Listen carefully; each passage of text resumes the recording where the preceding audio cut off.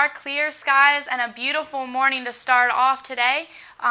Here in Starkville, we can see that hardly a cloud in the sky. Temperatures are down to 64 degrees.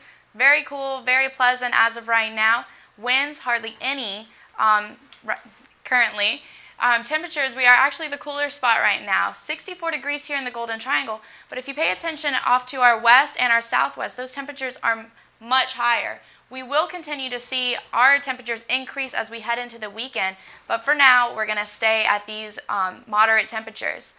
Now, as on a different note, there is some precipitation up in our north. However, all of this rain that you can currently see here on our radar is going to stay there. This is not going to affect us. It is going to bring in more clouds, however, and we will see this process heading into the weekend, that more clouds will begin to develop, and with that, possibly bring some more rain. Now, currently we're clear. As late tonight, very early this morning, some clouds will begin to develop in the Golden Triangle region. Pretty much remain clear until we move into later Friday evening. Then those clouds will begin to develop more.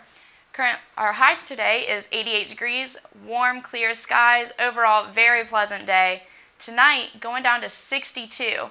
It's going to be a very nice night if you want to go out, enjoy the weather.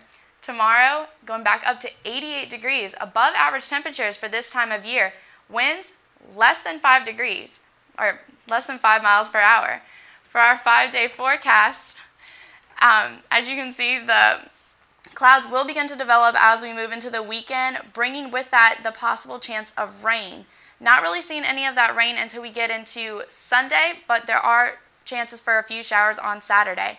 Those nightly lows going down into the low 60s, going all the way down to 59 on Sunday night.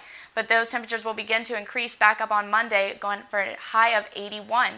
I'm meteorologist Haley Clausen.